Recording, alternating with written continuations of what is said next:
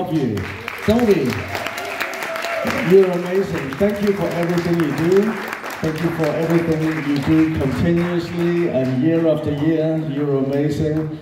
Your events are and that is true. So we spoke about that, Pia and me, that you guys, you put on events that, yeah, and you have such a great reputation because you're so good at what you're doing. So people all over Europe and even America and Asia, they're talking about your event.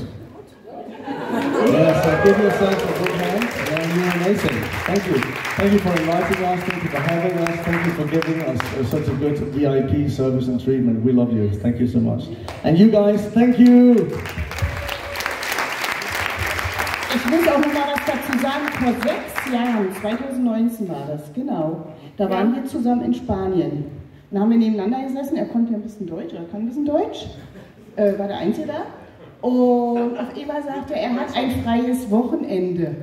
Ein freies Wochenende. Ich soll doch mal die DJs in Deutschland alle anrufen, wer ihn engagieren möchte.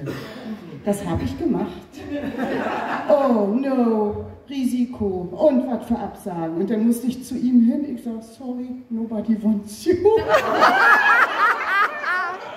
Und er, kein Problem, wir machen das zusammen. Er hat uns praktisch dorthin gebracht.